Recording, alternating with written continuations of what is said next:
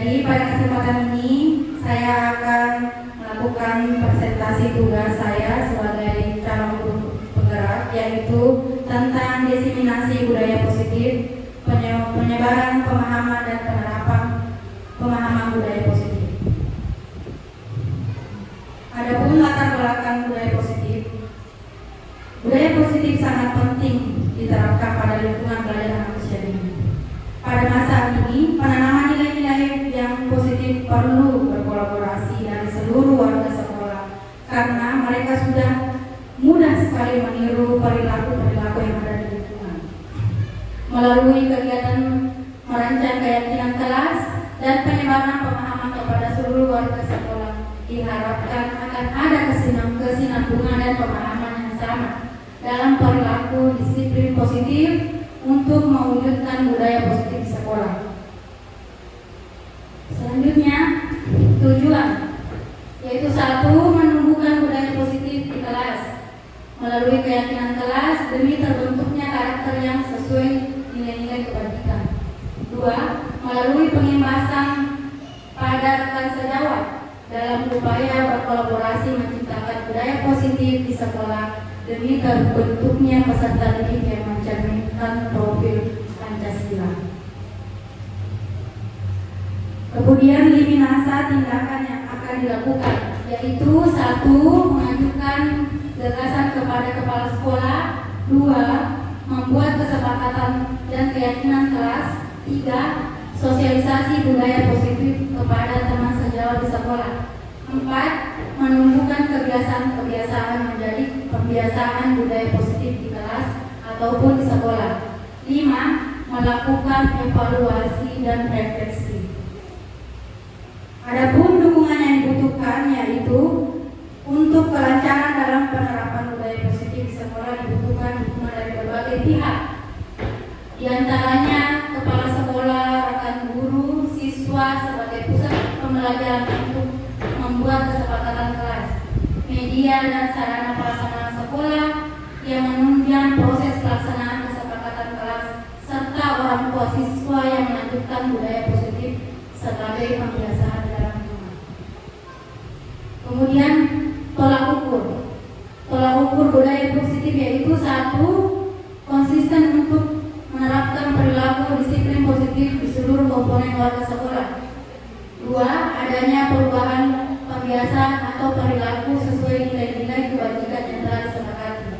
3. Munculnya karakter baik pada seluruh warga sekolah sehingga suasana sekolah dalam kelas menjadi menyenangkan. Adapun yang ingin saya tanyakan dulu, dalam sekolah kita ini, sekolah kesayangan kita ini TK dan PPTW Pangsip, saya akui semua budak-budaknya semua hebat. Di sini saya banyak belajar dari apa yang ada dari senior-senior saya. Jadi, apakah di sekolah kita ini Bunda sudah mulai memunculkan karakter baik pada seluruh warga sekolah? Iya, bagus sekali ya. Karena tanpa adanya karakter baik di seluruh sekolah, pasti tidak akan menjadi sekolah yang baik juga. Jadi penumbuhan karakter baik itu sangat perlu dilakukan dari guru, kemudian akan turun ke murid atau peserta didik. Selanjutnya, filosofi pendidikan Ki Hajar Dewantara. 1. Pendidikan adalah tuntunan. Mendidik adalah menuntun segala kodrat yang dimiliki anak agar mencapai keselamatan dan kebahagiaan setinggi-tingginya, baik sebagai manusia maupun anggota masyarakat. Menurut bunda-bundaku, apakah sudah betul bahwa mendidik adalah salah satu kodrat yang harus dimiliki anak? Bagaimana Bunda? Apakah ada jawaban? Ya, setuju ya. Ya, karena kodrat anak memang itu harus dituntun, diajar agar menjadi manusia yang baik. Dari pernyataan itu, bunda-bunda semua mengatakan bahwa itu Dua, pendidikan yang menghamba pada anak. Pendidikan berpihak pada siswa, tidak menuntun, tidak memberikan kebebasan dalam belajar sesuai dengan gaya yang minat anak dan minat belajar siswa. Jadi menurut bunda-bunda, apakah ini sudah benar menurut bunda-bunda sekalian? Benar. Kita berikan kepada siswa, tidak membiarkan pada itu dia diajari wawancara itu.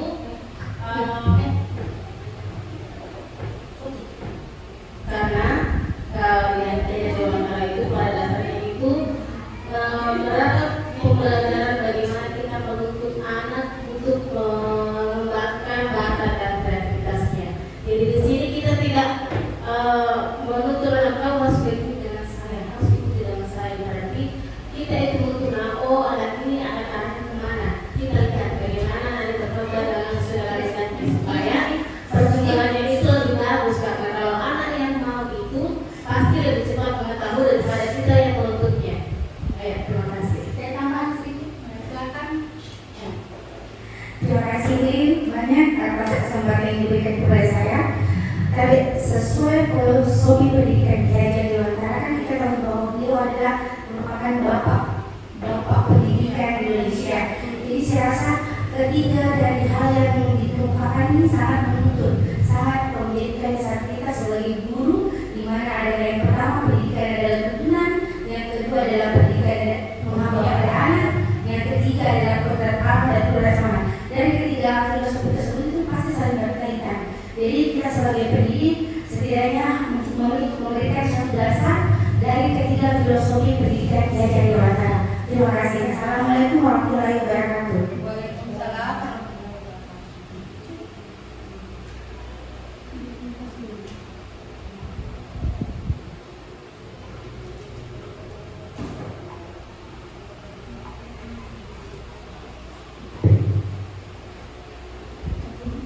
Ya, terima kasih support sekali untuk jawaban dari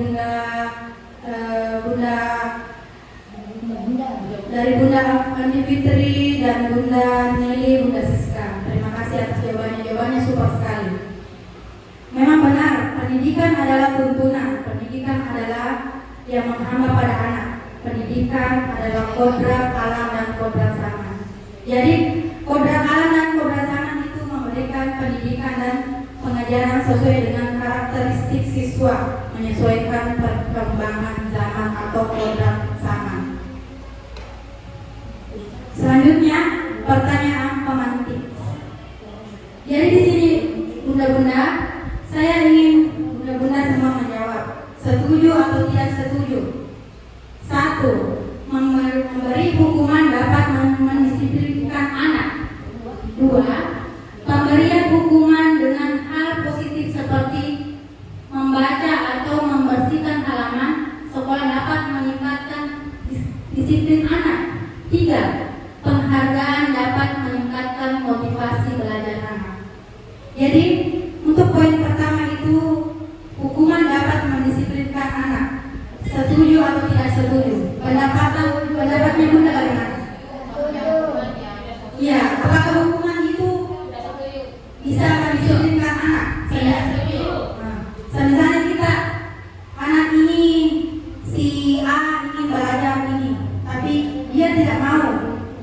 Jadi kita sebagai guru, bunda, kita memberikan hukuman bahwa kamu harus begini. Kalau kamu tidak seperti ini, kamu dapat hukuman. Apakah itu benar atau tidak? Salah. Betul sekali, bunda. Hebat semua. 2.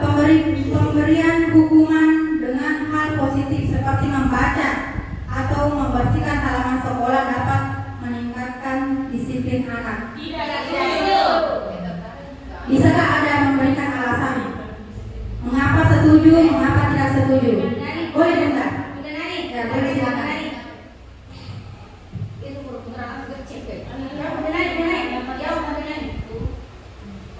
Baca itu soalnya nanya nong. Soalnya baca.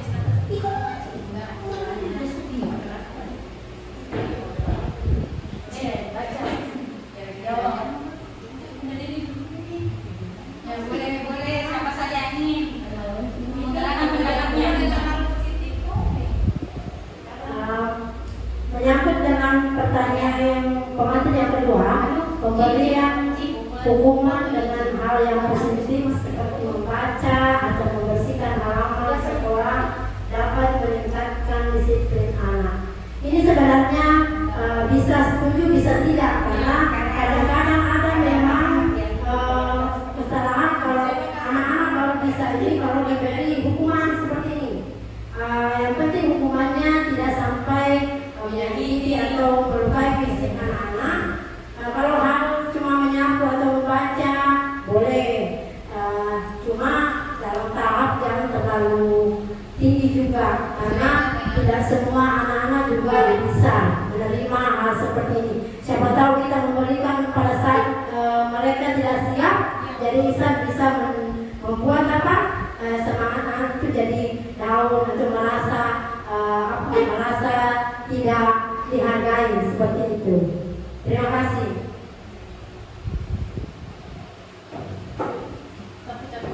Ya, mari kita tepuk tangan dulu. Masya Allah.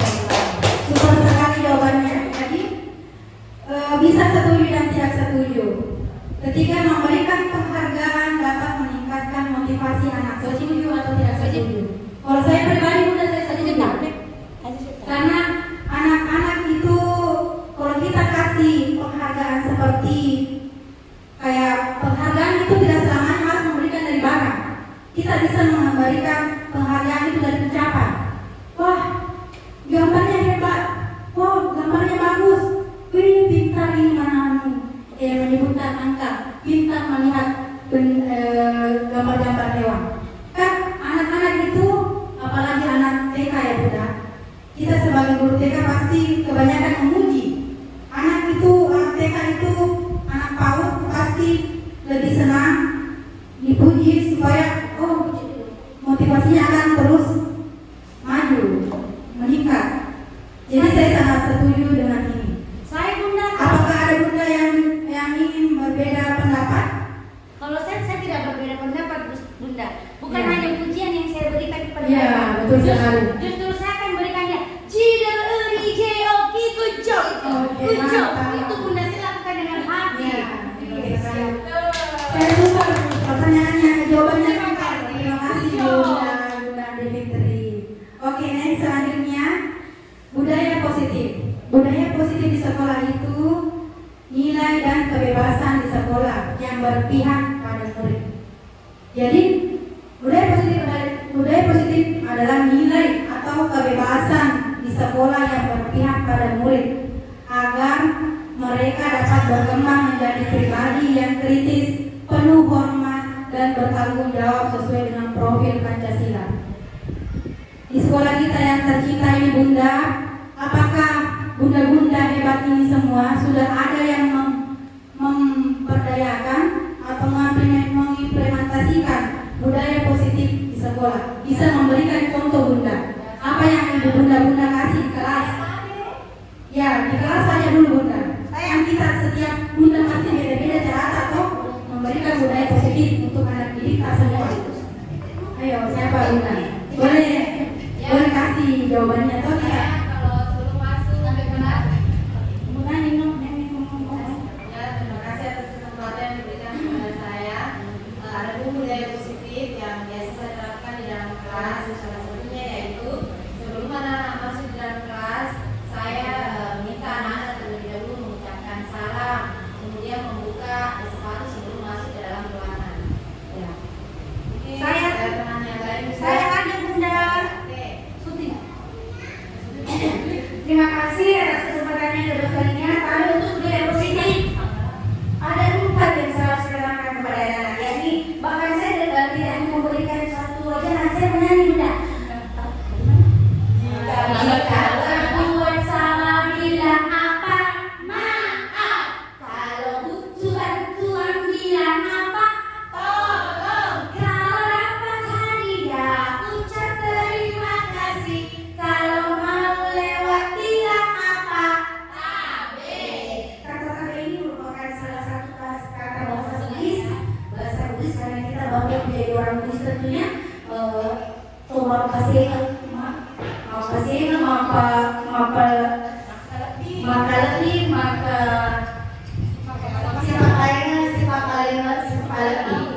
Siapa tahu. itu budaya positif yang kearifan lokal khususnya untuk kami selalu terapkan kepada anak-anak. Terima kasih. Assalamualaikum. Sudah mewakili semua. Terima kasih. Sudah sekali jawabannya Bunda. Hebat semua Bunda-bundaku. Jadi selanjutnya itu konsep inti budaya positif. Jadi di budaya positif ini Bunda ada beberapa konsep, yaitu ada 7 konsep inti budaya positif. Yang pertama itu adalah perubahan paradigma belajar. Kedua, kebutuhan dasar manusia. Ketiga, disiplin positif. Keempat, posisi kontrol guru. 5, nilai-nilai kebaikan. 5, segitiga restitusi. 6, keyakinan kelas. Dan terakhir, posisi kontrol guru. Yaitu yang pertama, pembahasan yang pertama yaitu pembelajaran dengan paradigma baru.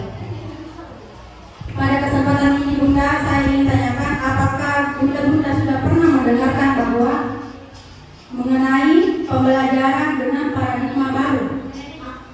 Apakah Bunda sudah tahu apakah itu pembelajaran paradigma baru? Sudah. Ya, sudah ya Pak. Ya.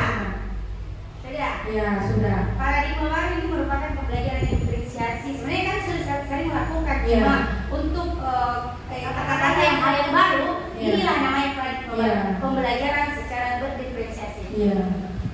Saya pun sebagai CGP di sini juga baru melihat bahwa ada pembelajaran paradigma baru. Berhubung karena sekolah kita tercinta ini baru melakukan transisi dari pembelajaran K13 menuju ke Merdeka Belajar. Karena paradigma baru yang saya tahu itu adanya di Merdeka Belajar.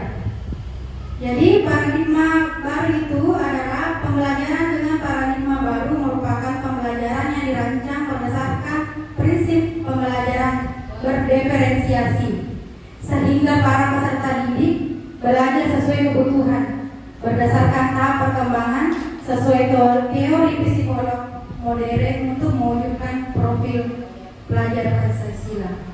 Adapun bagian-bagian profil Pancasila yaitu beriman kepada Tuhan Yang Maha Esa dan berakhlak mulia, mandiri, bernalar kritis, kreatif, bergotong royong, berkebinekaan global. Jadi Bunda, apakah di sekolah kita ini atau di Bunda sekalian, apakah sudah ada salah satu poin dari 6 poin profil Pancasila yang Bunda sudah terapkan di kelas masing-masing? Boleh kita sebutkan apa itu saja Bunda? Saya Ya. gotong royong, apalagi kalau Betul. makanan harus gotong royong. Ya. Sama? Gotong royong Ya. makan. Gue izin gue makan. Ya betul, bergotong royong. Di kelas pun saya jujur itu menerapkan bergotong royong dalam hal membersihkan.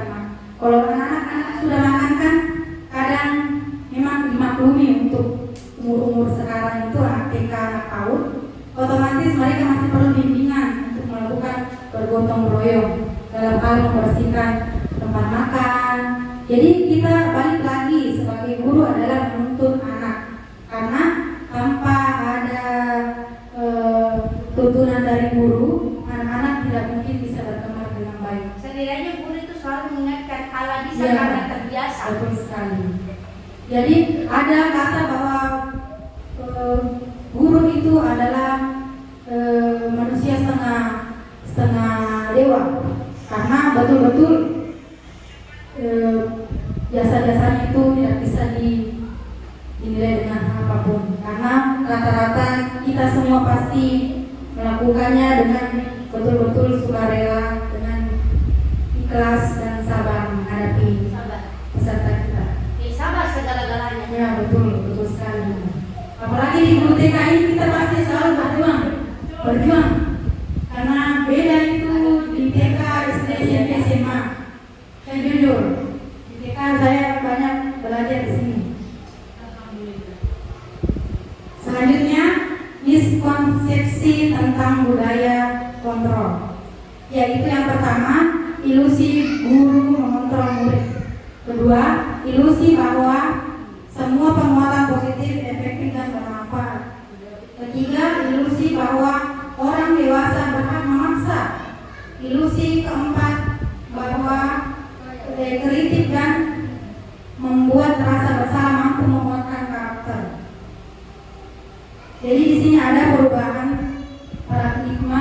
stimulus respon, teori kontrol, teori pilihan. Siapa yang sesungguhnya memiliki kontrol? Stimulus respon. Kita mencoba mengubah orang agar berpandangnya sama dengan kita. Teori kontrol atau pilihan, kita berusaha memahami pandangan orang lain tentang dunia. Selanjutnya, perilaku buruk dilihat sebagai sesuatu. Semua perilaku memiliki tujuan. Kesalahan orang lain bisa mengontrol saya, hanya Anda yang bisa mengontrol diri Anda. Saya bisa mengontrol orang lain, Anda tidak bisa mengontrol orang lain. Pemaksaan pada saat wujud gagal, kolaborasi dan konsensus menciptakan pemikiran-pemikiran baru. Model berpikir menang atau kalah, model berpikir menang. Ya, selanjutnya, apakah makna disiplin? Menurut bunda-bunda sekalian, pasti kita di sini punya sendiri pendapat tentang disiplin.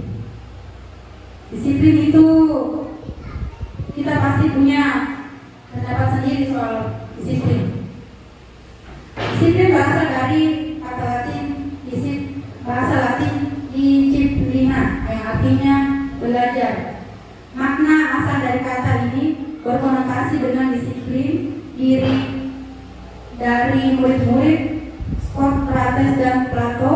Disiplin diri membuat orang menggali potensinya menuju sebuah tujuan apa yang dihargai. Namun dalam budaya kita, makna kata disiplin telah berubah menjadi sesuatu yang dilakukan seseorang pada orang lain untuk mendapatkan kepatuhan.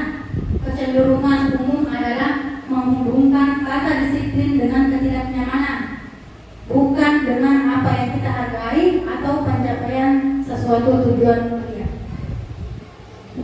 Disiplin positif merupakan salah satu cara penerapan disiplin yang bertujuan untuk menumbuhkan kesadaran serta memberdayakan peserta didik tanpa imbalan atau reward, ancaman atau hukuman. Sebagai pendidik, tujuan kita adalah menciptakan peserta didik yang universal dan memiliki motivasi intrinsik dalam perubahan perilaku ke arah yang lebih baik. Adapun disiplin positif, teori kontrol dan teori pilihan dari Dr. William Glasser. Anda tidak bisa mengontrol orang lain, hanya Anda yang bisa mengontrol diri Anda. Makna disiplin, belajar kontrol diri dengan menggali potensi kita agar tercapai tujuan mulia, yaitu sesuatu menjadi seseorang yang kita inginkan berdasarkan nilai-nilai yang kita hargai. Semua perilaku memiliki tujuan. Motivasi untuk menghindari hukuman. 2. Mendapatkan imbalan. 3. Menghargai diri sendiri. Nilai-nilai kebajikan universal yaitu keyakinan kelas. Model berpikir menang-menang, berkolaborasi, konsensus menciptakan pemikiran baru. 5. Posisi kontrol guru. 1. Membuat rasa bersalah, menghukum teman atau pemantau. Yang terakhir 5. Manajer. Realitas kebutuhan kita berbeda. Kita berusaha memahami pemandangan orang lain.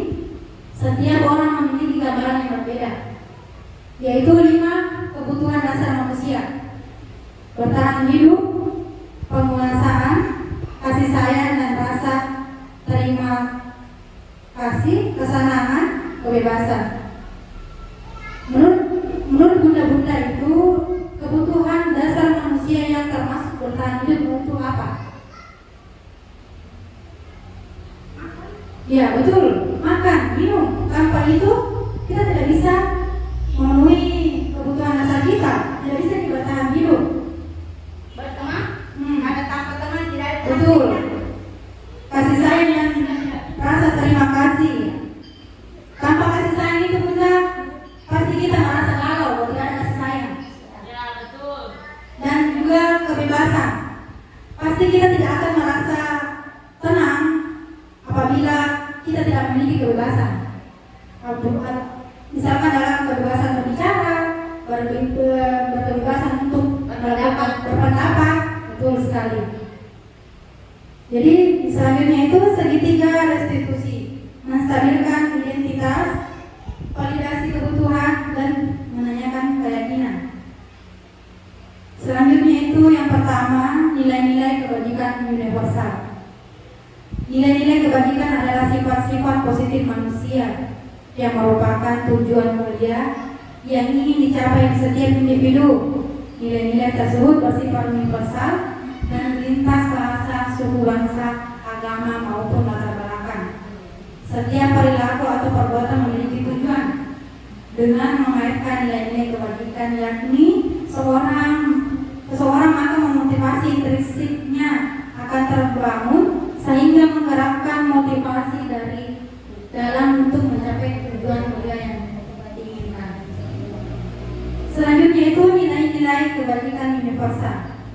Seperti yang saya sebutkan tadi Bunda, nilai-nilai kebajikan yang ingin dicapai setiap anak Indonesia itu kita kenal dengan kata profil pelajar Pancasila. Yaitu profil pelajar Pancasila itu ada terbagi 6 poin, yaitu beriman, bertakwa kepada Tuhan Yang Maha Esa, berakhlak mulia, mandiri, benar, kritis, kreatif, bergotong royong, dan berkebinekaan global. Dimensi profil pelajar Pancasila. Dimensi beriman,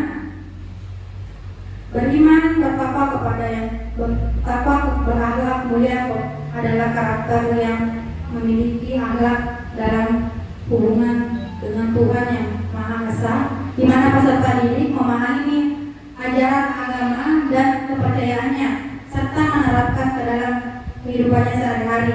Tak hanya itu, bagaimana peserta didik juga pun mampu menerapkan akhlak mulia bagi dirinya sendiri terhadap sesama manusia dan alam serta kehidupan berbangsa dan negara. Jadi bunda-bunda, otomatis itu kita tetap harus melakukan beriman, bertakwa kepada Tuhan Yang Maha Esa dan berakhlak mulia. Contohnya itu yang saya lihat di sekolah kita tercinta ini, yaitu kita melakukan pembiasaan sholat 5 waktu setiap Jumat dan juga selalu berusaha melakukan Jumat berkah, kita berbagi. Jadi anak-anak itu kita bisa membuat karakternya itu lebih beriman dan memiliki akhlak mulia, yaitu dengan berbagi sesama kita. Selanjutnya dimensi berkebinekaan global. Karakter yang mempertahankan budaya leluhur, menghargai keberagaman budaya, dan kemampuan dalam berinteraksi bersosial sesama. Misalnya ketika pembelajaran di sekolah, guru dan peserta didik sama-sama belajar tentang multikultural dan mengeksplorasi berbagai budaya yang dipelajari. Menurut saya, pembelajaran tentang multikultural itu bisa dihubungkan dengan keberbedaannya agama. Berhubung di sekolah kita ini kan ada beragam agama, ada 3. Jadi di sini sebenarnya kita juga memberikan pembelajaran dimensi berkebinekaan global, di mana kita mengajarkan pada anak bahwa walaupun kita berbeda-beda itu kita tetap satu. Ya, ada yang beda dari agama Islam, Hindu, Kristen. Karena di sekolah kita yang tercinta ini ada 3 agama, yaitu Islam, Kristen, dan Hindu. Selanjutnya dimensi bergotong royong. Pasti di sini bunda-bunda tidak pernah lepas tiap hari melakukan kegiatan bergotong royong kepada anak-anak, memberikan motivasi kepada anak didik kita yang tercinta untuk menumbuhkan karakter-karakter baik. Karakter peserta didik menyadari bahwa makhluk sosial pasti membutuhkan bantuan dari orang lain. Misalnya kita membentuk diskusi kelompok, diharapkan peserta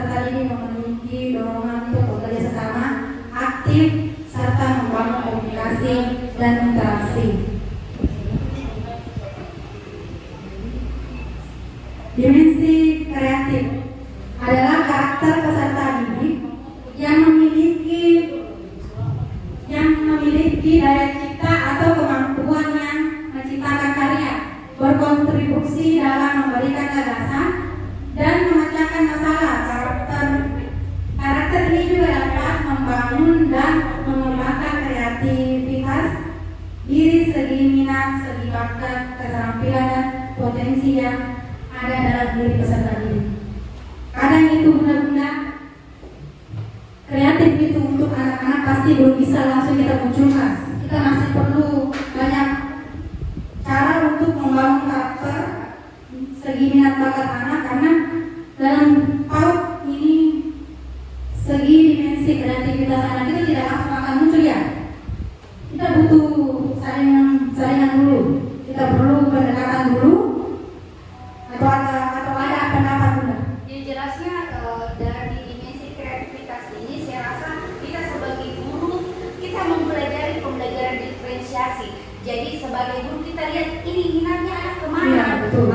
Seperti yang Bunda Siska sama Bunda Jires merupakan pelatih yang tidak terkalahkan karena dia sudah menganggarkan teman-teman kita, anak-anak kita dari soal juara 1 Kecamatan Martengahai, yakni lomba gerak lagu. Dari kreativitas mereka sehingga anak-anak ini bisa mendapatkan juara. Karena kami sebagai guru memiliki masing-masing karakter, kelebihan dan kekurangan. Keras begitu. Terima kasih Bunda, super sekali jawabannya. Ya, selanjutnya itu selain itu terdapat banyak nilai-nilai kebajikan universal, antara lainnya itu keadilan, keselamatan, tanggung jawab, kejujuran, rasa syukur, berprinsip, integritas, kasih sayang, rajin, berkomitmen, percaya diri, kesabaran dan keamanan. Nilai-nilai kebajikan universal: peduli, keterus-terangan, kebersihan, komitmen, belas kasih, percaya diri, bertujuan, tenggang rasa, gotong royong, rajin, keberanian, kesatuan, kreatif, semangat, kedermawan, kejujuran, dermawan, harga diri, rendah diri, integritas, kebahagiaan, keadilan, baik hati, kesetiaan, prinsip, bersahaja, keteraturan, kedamaian, keteguhan, rasa hormat, tanggung jawab, pengabdian, bijaksana, bersyukur, toleransi, percaya, lurus hati, ketegasan dan pengertian. Ya, selanjutnya itu teori motivasi perilaku manusia. Jadi pada poin ini untuk menghargai ketidaknyamanan atau hukuman, apa yang akan terjadi apabila saya melakukannya? 2. Untuk mendapatkan imbalan dari orang lain atau institusi, apa yang akan saya dapatkan apabila saya melakukannya? 3. Menghargai diri sendiri, saya akan menjadi orang yang seperti apa bila saya melakukannya. Yang poin pertama itu motivasi eksternal. Yang poin kedua itu adalah motivasi eksternal. Yang ketiga itu motivasi internal, tujuan disiplin positif. Selanjutnya kita masuk pada kebutuhan dasar manusia. Kebutuhan dasar manusia adalah segala sesuatu yang kita lakukan untuk mendapatkan apa yang kita inginkan. Seluruh tindakan yang kita lakukan memiliki tujuan tertentu, dan semua usaha terbaik yang kita lakukan adalah dalam rangka agar kebutuhan dasar kita terpenuhi dengan baik. Ya, selanjutnya kita masuk di kebutuhan dasar manusia. Bertahan hidup, seperti yang tadi Bunda jawab, Bunda Nelly, yaitu makanan, pakaian, tempat tinggal, keamanan dan kenyamanan. Otomatis tanpa makanan itu kita tidak bisa bertahan hidup ya Bunda. Tanpa tempat tinggal kita tidak bisa juga bertahan hidup.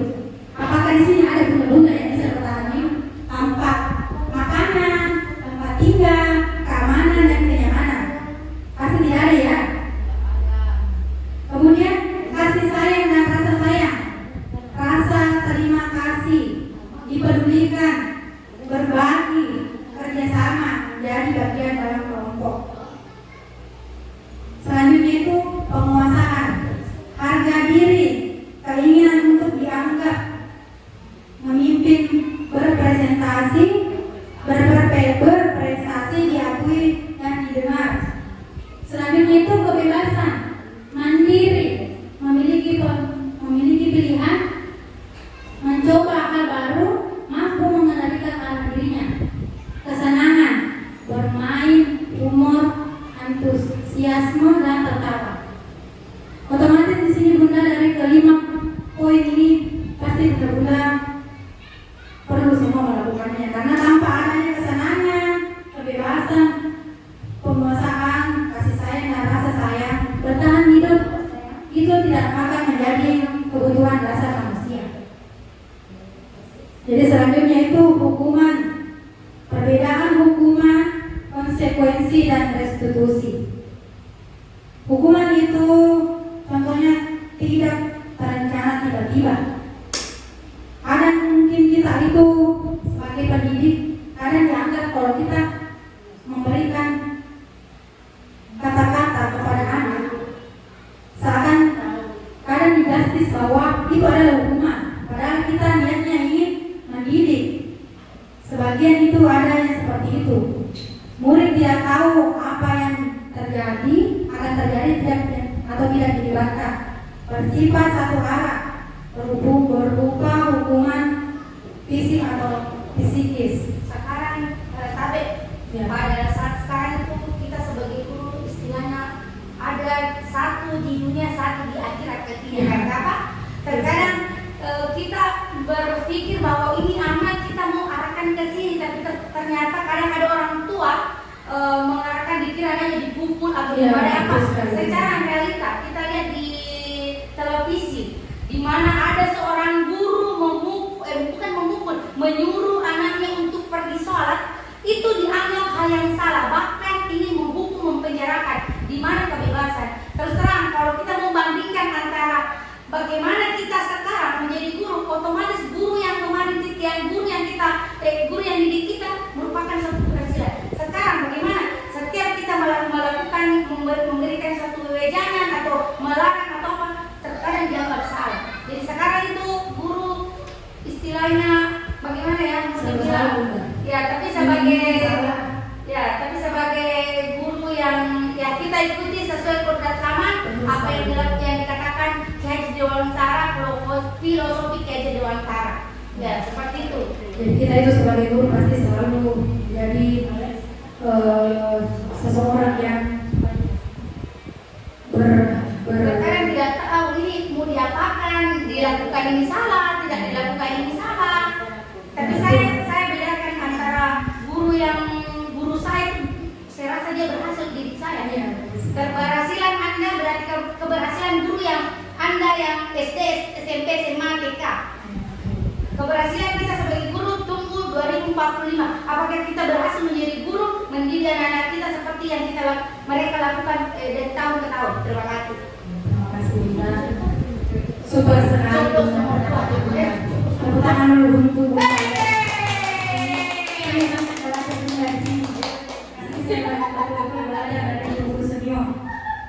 Yang selanjutnya itu konsekuensi terencana atau disepakati sesuai peraturan. Murid tetap dibuat tidak nyaman. Sikap guru selalu memonitori murid. Saya jujur Bunda, kalau mengatakan bahwa guru itu selalu memonitori murid kayaknya tidak tepat bagi saya. Kata memonitoring itu sejadi seperti terlalu Mendikte. Ya betul, kontrol. Sedangkan kita sebagai guru pasti ingin selalu membuat anak didik kita itu menjadi anak hebat. Tidak ada guru yang tidak ingin membuat peserta didiknya itu suatu saat menjadi anak yang hebat. Keberhasilan seorang guru apabila seorang anak merasa tidak tidak nyaman kalau dia tidak pergi sekolah. Itulah keberhasilan sekolah itu. Terus sekali.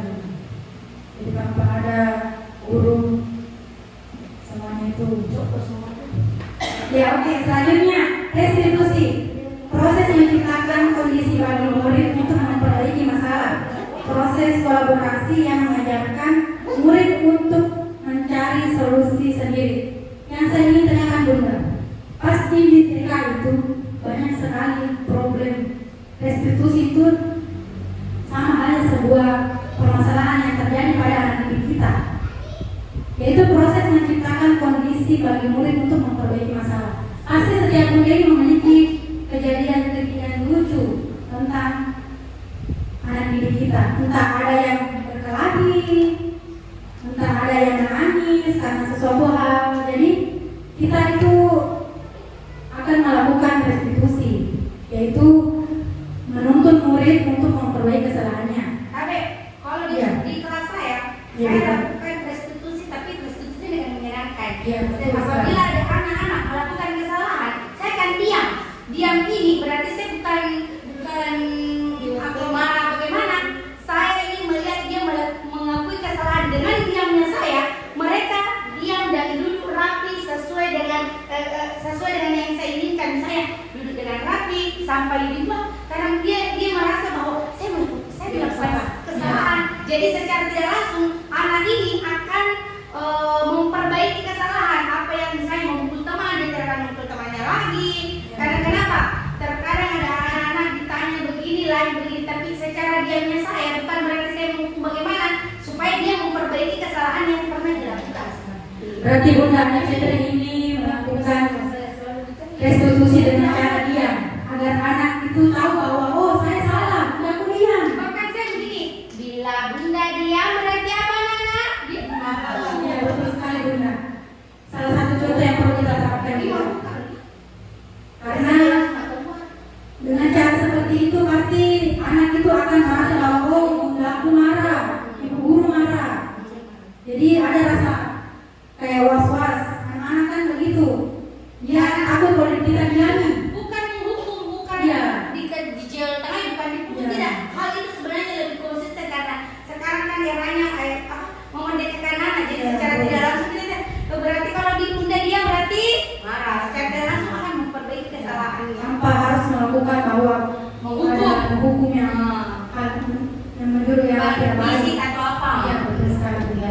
Super sekali jawaban dari kita, terima kasih Bunda. Selanjutnya itu 5 posisi kontrol guru. Yang pertama itu penghukum. Tapi Bunda, saya ingin tanyakan apakah benar 5 posisi salah satu posisi kontrol guru itu adalah penghukum. Seperti yang digambar ini menunjukkan bahwa di gambar ini sedang terlihat anak yang sedang dimarahi. Apakah betul itu Bunda? Salah ya. Jadi sebagai guru kita itu harus menjadi sebagai motivator. Kita tidak boleh membuat anak merasa dihukum. Ya, merasa teman Ya, sebagai teman. Ya. membuat rasa bersalah, Ya, manajer, betul. memantau. Membuat selanjutnya itu membuat rasa bersalah. Sebenarnya itu tidak ada yang kata membuat merasa bersalah. Karena kadang itu menurut kita cuma menegur. Kadang yang didengar sama orang itu bahwa kita menyalahkan. Padahal kita hanya misalnya begini, di dalam kelas itu anak-anak itu ribut. Kita mengatakan jangan ribut. Kita mungkin agak intonasi suaranya berkeras, otomatis mungkin orang lain yang tidak tahu dalam lingkup kelas kita atau sekolah kita pasti merasa bahwa oh ini guru ini memarahi anak, memarahi, bilang bahwa ini salah, ini begini. Padahal niat kita sebagai guru itu adalah ingin mendiamkan anak-anak dengan cara seperti itu supaya dia ada rasa takut untuk kita. Toh karena berhubung anak-anak TK itu memang betul ekstra. Nah seperti kalau SD, SMP, SMA kita cuma menegur 1 kali itu sudah cukup. Beda dengan anak TK. Jadi kadang itu mungkin saya jujur, saya pernah kejadian 1 kali di kelas saya menegur, tapi anggapan orang tua itu kayak merasa bahwa saya mendikte anaknya. Jadi sebenarnya itu ada kesalahpahaman sedikit. Jadi selanjutnya itu sebagai teman, posisi kontrol guru sebagai teman itu benar sekali. Tapi sebenarnya itu kalau maksudnya untuk yang seperti kita katakan tadi bahwa ada orang tua mengatakan Iya. kalau bisa tahun ajaran baru nantinya kita Betul. kan bisa memakai ini. Iya, Kalau betul. bisa ada pertemuan, tolong diposisikan ini di kontrol ini tugas orang guru. Iya. Jadi mereka tahu bahwa inilah kami ini yang harus kalian juga pahami Iya. bahwa jangan kita sama yang guru dunia yang salah. Seolah-olah Iya. mereka tidak bersalah. Anak-anaknya mau begini, minta membaca, tolong jabarkan juga bagaimana guru tugas seperti apa. Guru sekarang beda dengan sekarang. Iya. Apalagi seorang guru harus mengupgrade pengetahuan, tidak seperti baca dulu membaca buka ini buka ini ambil dulu. Enggak. Nah, karena kenapa kadang-kadang orang tua tidak beranggapan bahwa dia aku anakku kemudian meroki salah. Itu yang harus sebenarnya dijelaskan juga. Kita butuh parenting supaya kita saling ada sharing ya untuk murid. Kalau bisa ada pertemuan Ya, parenting. betul. Ya. Memang betul itu Bunda, dari masalah poin penghukum di sebagian sekolah itu memang ada juga yang mengatakan bahwa menghukum dalam hal mendidik. Ada juga bilang bahwa dengan membuat rasa bersalah itu juga dalam hal mendidik. Jadi semua itu dari sekolah masing-masing dan pribadi kita masing-masing. Selanjutnya itu pemantau, guru sebagai pemantau itu betul sekali. Tanpa kita memantau anak didik kita itu, otomatis anak didik kita itu tidak akan terarah tanpa ada pantauan. Seperti dalam halnya kelas, anak sedang bermain rubrik belakang, main bongkar pasang. Otomatis kita tidak bisa saja membiarkannya seperti itu. Jadi posisi kontrol guru itu sebagai pemantau itu betul. Kita memantau keadaan anak-anak, apa yang dilakukan anak-anak supaya anak-anak itu selalu merasakan nyaman, aman dan tentram tanpa adanya bahwa ketidaknyamanan. Dan selanjutnya itu manajer. Menurut bunda-bunda, pengertian guru sebagai kontrol manajer itu apa? Apakah ada bunda-bunda yang ingin mengeluarkan pendapatnya mengenai posisi kontrol guru sebagai manajer? Bagaimana bunda? Apakah ada jawaban? Guru itu sebagai manajer, pendamping murid. Tanpa adanya guru, kan setiap kita akan melakukan pembelajaran pasti kita akan mendampingi. Itulah namanya guru sebagai manajer. Tidak ada anak-anak yang belajar dengan sendirinya. Jadi kita sebagai guru itu dinobatkan sebagai manajer. Itu menurut saya, pribadi saya, manajer itu adalah guru sebagai manajer itu adalah guru yang mendampingi anak sampai dari awal asesmen sampai selesai. Itu namanya manajer, guru sebagai manajer. Seperti itu Bunda. Adakah boleh berbagi sharing Bunda? Menurut Bunda, apakah itu guru sebagai penghukum, guru sebagai pembuat merasa bersalah, guru sebagai teman, pemantau dan manajer? Kita bagus untuk sharing Bunda. Ya, yang dimaksud guru sebagai manajer kalau di sini juga ditambahkan berarti bukan hanya mendampingi, manajer dalam arti mengelola pembelajaran mulai dari awal sampai akhir ketika anak di sekolah ya. Jadi mengelola kegiatan belajar serta organisasi mereka di dalam kelas. Manajer seperti itu. Ya, betul sekali Bunda. Masih ada tambahan?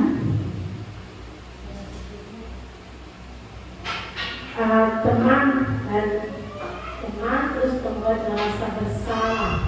Ini yang kurang bagus ini membuat Iya, merasa betul. bersalah. Kadang itu ada kita cuma tegur, tapi dia merasa bahwa dia disalahkan. Kayak misalkan begini, kamu kenapa tidak pakai sepatu? Otomatis anak-anak akan menjawab bahwa, mereka Bunda, kenapa kita tidak pakai sepatu? Mana sepatu tak? Jadi memang poin itu kayak merasa bahwa kita menyudutkan anak. Padahal niat kita ingin bertanya bahwa mana sepatu tak? Kenapa dia tidak pakai sepatu tak? Kenapa lari-lari?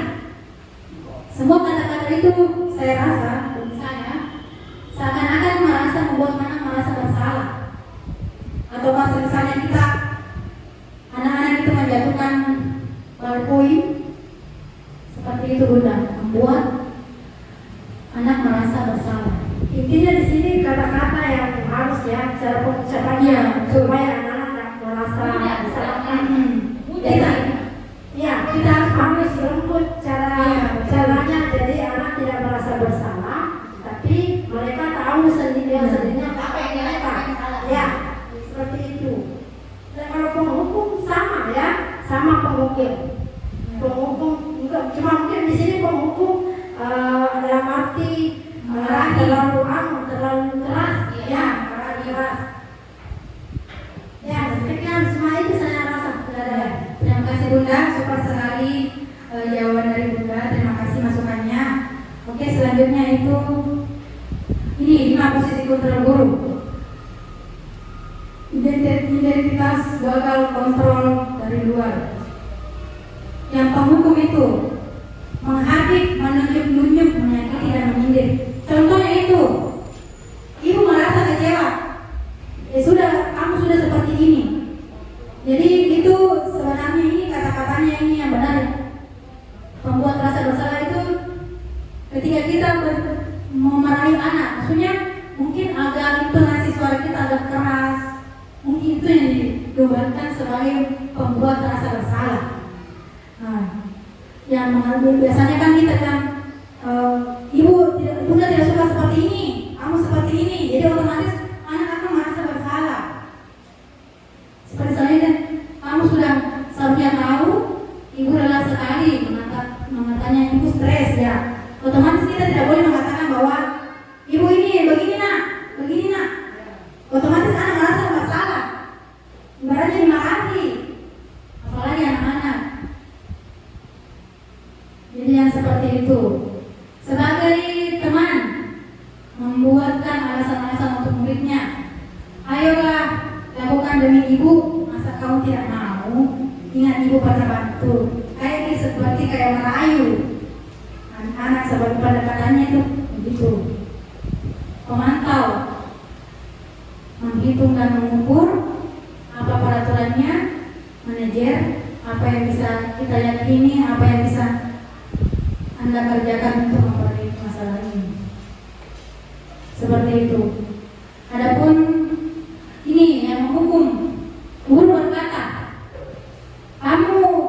kalau kamu tidak melakukannya, awas ya, rasakan. Itu betul-betul kata yang bagus kita ucapkan untuk anak PAUD, apalagi umur-umur yang masih dini. Itu namanya penghukum, memberontak menyalahkan orang lain. Otomatis anak kalau kita kerasi begitu pasti dia akan merasa disalahkan. Jadi selanjutnya, perbedaan hukuman dan konsekuensi. Hukuman yang sesuatu yang harus menyakitkan harus terjadi. Konsekuensi sesuatu harus terjadi. Membuat anak sakit fisik maupun hati untuk jangka waktu yang lama. Membuat anak merasa tidak nyaman dalam jangka waktu pendek. Ketiga, anak membenci kedisiplinan. Anak menghargai disiplin. Kadang itu kalau kita masukkan itu ingin mengajarkan kedisiplinan anak-anak itu, kadang ada mungkin kata-kata atau cara kita yang agak tegas sehingga anak merasa kata-katanya itu tidak bagus didengar, jadi merasa dihukum. Jadi kalau kita ambil mungkin kalem, pelan-pelan, lembut, pasti anak akan menghargai namanya disiplin. Paksaan, stimulus tanggapan, mendorong anak untuk menyakiti diri sendiri. Pasti di sini tidak ada bunda-bunda yang melakukan hal yang mendorong anak untuk menyakiti dirinya sendiri. Mendorong anak agar mudah menyesuaikan diri. Konsep diri yang buruk, konsep diri yang baik. Anak belajar untuk menyembunyikan kesalahannya.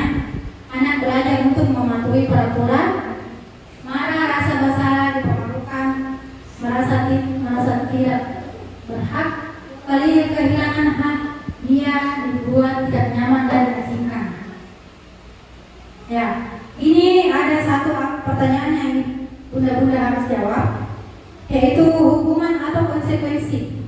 Tadi di slide sebelumnya itu sudah saya lihatkan mana yang termasuk hukuman, mana yang termasuk konsekuensi. Jadi di sini bunda boleh bunda jawab dulu. Nanti di slide selanjutnya akan ada jawabannya. Jadi saya ingin bunda-bunda memberikan pendapat bagaimana tentang perbedaan hukuman dan konsekuensi. Yang pertama itu mencatat 100 kali dalam buku kalimat saya tidak akan terlambat lagi karena terlambat ke sekolah. Wah, mungkin ini tidak akan terjadi di sekolah kita ya, tapi kita gunakan sebagai pengalaman saja. Pasti waktu kita sekolah pasti pernah kejadian seperti ini. Kita misalkan terlambat masuk sekolah, baru bu gurunya itu bu guru killer pemarah-marah, otomatis pasti kita akan diberikan hukuman. Saya pernah melakukan hal seperti ini, tapi bukan dalam hal menulis kalimat, tapi kali-kali menghitung perkalian. Apakah menurut ibu bunda-bunda itu hukuman atau konsekuensi? Mencatat 100 kali dalam buku, banyak sekali tuh. 100 kali. Kalau saya ini kayaknya hukuman ini. Iya. Masuk dalam kategori hukuman. Mencatat 1000 kali. Berarti menulis ya, menulis 1000 kali kata saya tidak akan terlambat lagi. Kalau saya itu kayaknya ini hukuman, masuk dalam kategori hukuman, bukan konsekuensi. Bagaimana? Bunda yang lain? Oke. Terima kasih.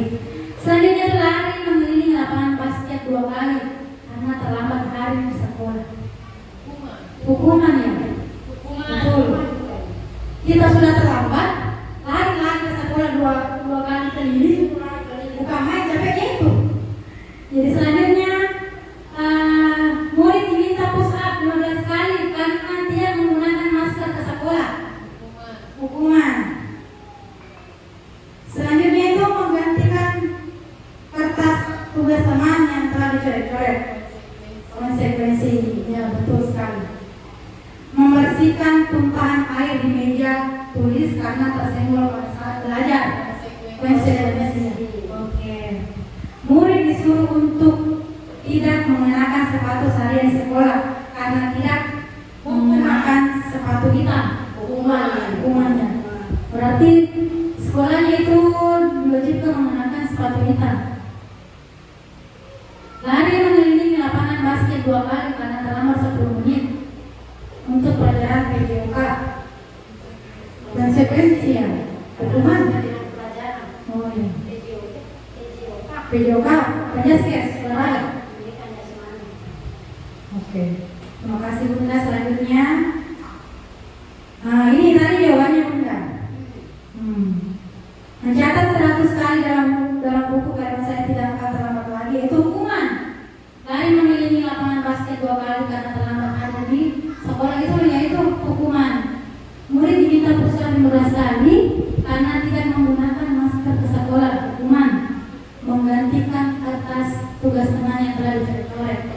Konsekuensi membersihkan tumpahan air di meja tulis karena tersenggol pada saat belajar. Konsekuensi murid disuruh untuk tidak mengenakan sepatu seharian di sekolah karena tidak mengenakan sepatu hitam, hukuman. Lari mengelilingi lapangan basket 2 kali karena terlambat 10 menit untuk pembelajaran PJOK atau pembelajaran olahraga. Nah, selanjutnya itu mengapa tidak peraturan saja? Mengapa harus keyakinan kelas? Mengapa kita memiliki peraturan yang harus menggunakan helm apabila mengendarai kendaraan roda 2? Apakah tidak menggunakan helm itu bukan peraturan? Bagaimana pendapat bunda-bunda? Jadi otomatis kalau kita tidak memakai helm, jika sewaktu-waktu kita terjadi hal yang tidak diinginkan, pasti kembalinya ke kita lagi. Jadi di sini kita harus mengikuti peraturan. Jadi kita harus mengikuti aturan. Bila mengendarai kendaraan roda 2 harus menggunakan helm. Ya, selanjutnya mengapa kita tidak melakukan 3M, menggunakan masker, mencuci tangan, dan menjaga jarak? Otomatis kita harus melakukannya, Bunda ya. Pada masa pandemi kemarin, kita diwajibkan selalu mencuci tangan, menggunakan masker, dan menjaga jarak setidaknya 1,5 meter.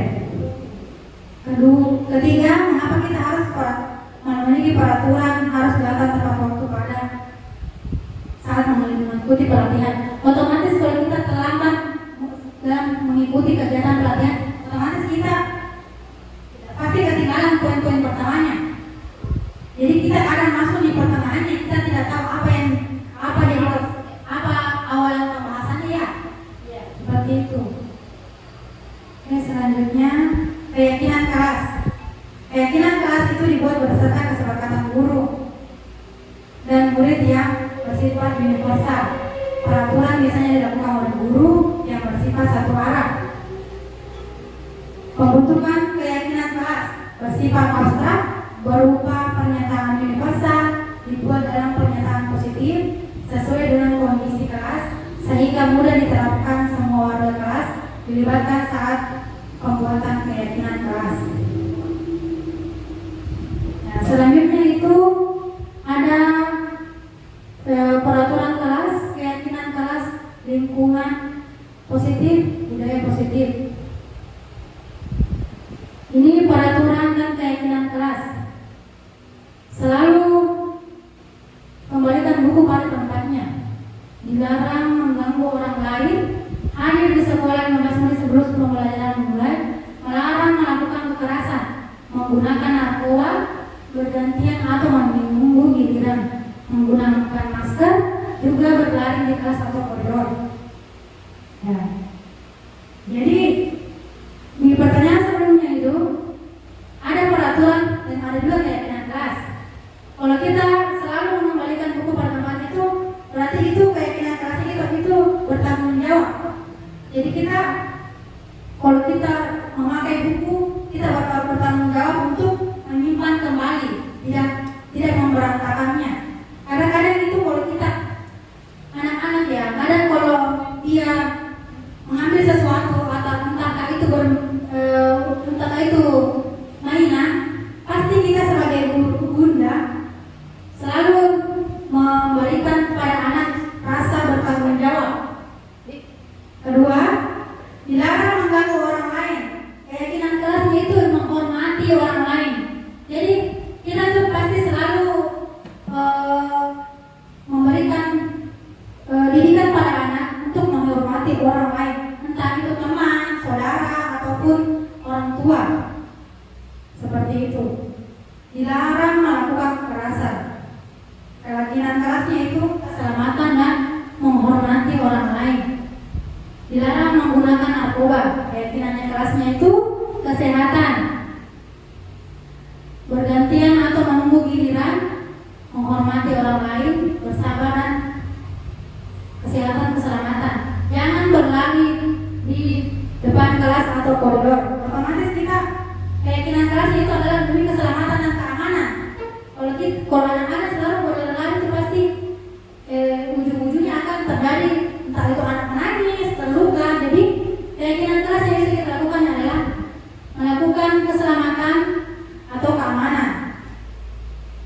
Selanjutnya itu restitusi.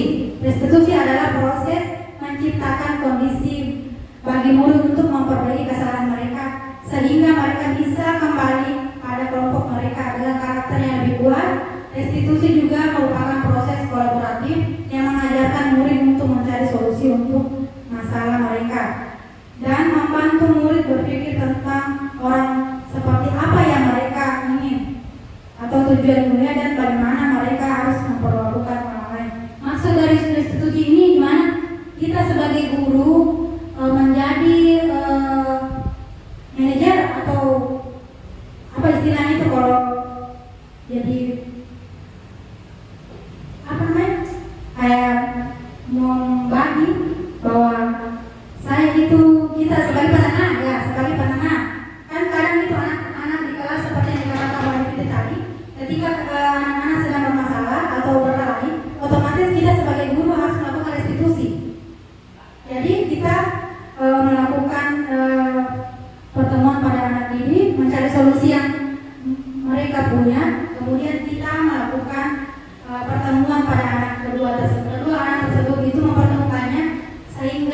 jadi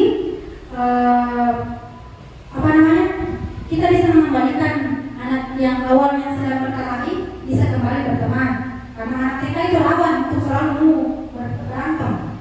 Jadi kita sebagai guru itu jadi penenang untuk anak peserta didik kita. Ya, 9 ciri-ciri restitusi. 1, bukan untuk menebus kesalahan, namun untuk belajar dari kesalahan, memperbaiki hubungan. 3, tawaran bukan paksaan. Restitusi itu menuntun untuk melihat ke dalam diri. Restitusi itu mencari kebutuhan dasar yang mendasari tindakan. 6, restitusi adalah cara yang restitusi diri adalah cara yang paling baik. Yang ketujuh itu restitusi fokus pada karakter bukan tindakan. Jadi pada kesempatan kita melakukan restitusi itu kita menumbuhkan karakter pada anak. Kita menggali-gali karakter pada anak, bukan dalam hal menindaki anak. Kita ingin mengetahui, oh ternyata permasalahannya seperti ini, seperti itu. Restitusi itu fokus kepada solusi.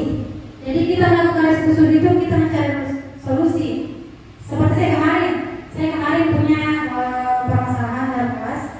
Saya melakukan solusi, bertanya kepada anak A dan anak B ini, apa masalah kamu nak? Sehingga saya sebagai guru mencari solusi untuk membuat anak peserta didik saya ini bisa kembali berteman, tidak ada lagi dalam huru hara. Selanjutnya itu restitusi mengembalikan murid yang bersalah pada kelompoknya ya. Nah, seperti tadi yang awalnya teman kita itu peserta didik kita itu istilahnya itu bobe-bobe, tidak berteman. Dengan adanya ini kita bisa mengembalikan murid yang awalnya bersalah kepada kelompoknya menjadi berteman. Ya, segitiga restitusi itu seperti ini Bunda. Sebelumnya saya mau tanyakan, apakah sebelumnya Bunda pernah melihat segitiga restitusi seperti apa? Iya, sering kami jadikan jurnal refleksi. Wah, iya, hebat sekali. Jadi membuat solusi. Segitiga restitusi itu validasi tindakan yang salah, menstabilisasi identitas dan menanyakan keyakinan. Kamu tentu punya alasan mengapa kamu melakukan itu.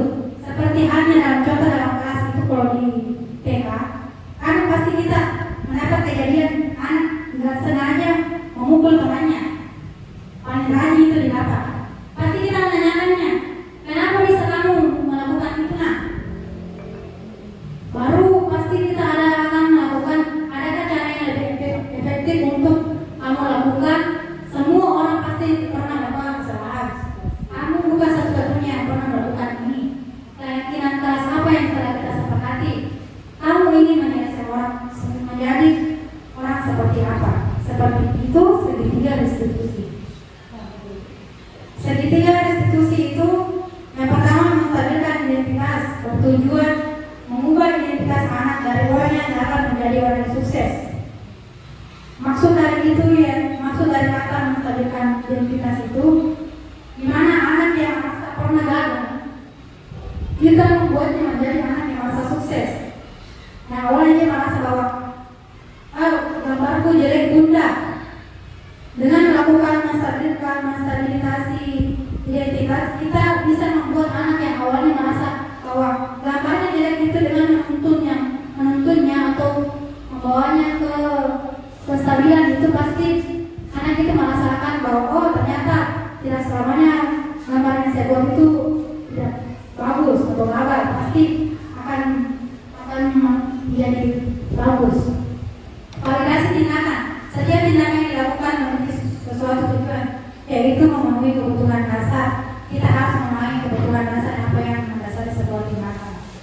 Menanyakan keyakinan, menghubungkan nilai-nilai yang dia percaya dan berpindah menjadi orang yang dia inginkan.